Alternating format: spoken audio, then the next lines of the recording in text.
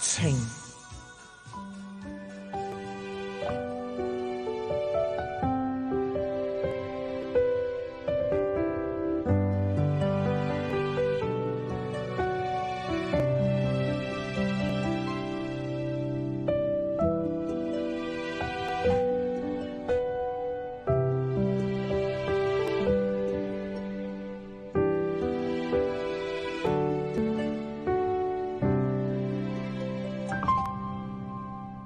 平安夜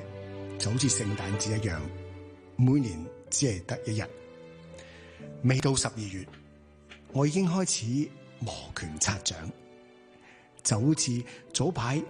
備戰去支持全運會一樣，備戰聖誕。誓死唔希望喺呢一個平安夜或者係聖誕節孤單一個人去度過。我曾經遇見過好幾年唔同嘅朋友，為咗唔想令到人哋知道自己一個人過節啦，就同屋企人甚至乎同啲親密嘅朋友傾開偈嘅時候咧，扯開話題，又會話根本又冇興趣同某食飯，又或者咧 A 君啊 B 君啊 C 君啊都搵我去睇戲噶，不過我唔去啫嘛。只係為咗證明喺別人嘅面前，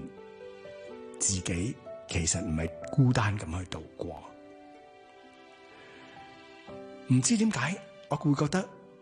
平安夜比起聖誕節更加重要。喺某一年，你同我講，你呢種諗法一定係從細嘅時候睇得太多嘅偶像劇啦，甚至乎咧，係一啲同聖誕節有關嘅電影查讀咗你啊，裏邊嘅劇情一定咧就話俾你聽，嗱，聖誕節之前嘅平安夜咧，必須要同自己中意嘅人一齊過，一定要浪漫，一定要溫馨，就算咧冇其他人令到你一個咁溫馨咁特別嘅節日，你都要去準備製造一個浪漫氣氛嘅節日俾對方。我諗下，又可能真係。我覺得只要你曾經喺某一年嘅平安夜冇白過，完全可以好浪漫咁樣度過，好難忘咁去度過嘅話咧，已經係此生無憾啦。但係諗翻轉頭，今時今日有邊一年嘅平安夜係我依然記得嘅咧？可能記得嘅只係孤獨同埋寂寞嘅平安夜。其實真係唔需要每一年嘅平安夜都要搞到好浪漫或者大搞。如果一旦某一年嘅平安夜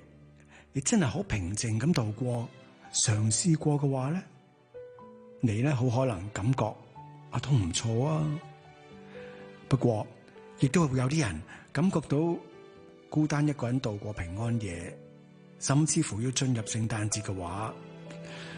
回憶裏邊就會有羞恥同埋難過。其實唔需要啊，平安夜再諗下，只不過係365日裏邊其中一日啫嘛，有咩大不了？有咩咁特別啫？每一日都係咁特別噶啦，每一日喺每一年裏邊都係得一日噶啦。其實喺平安夜當日，如果你真係好熱鬧，同朋友甚至乎自己中意人喺埋一齊，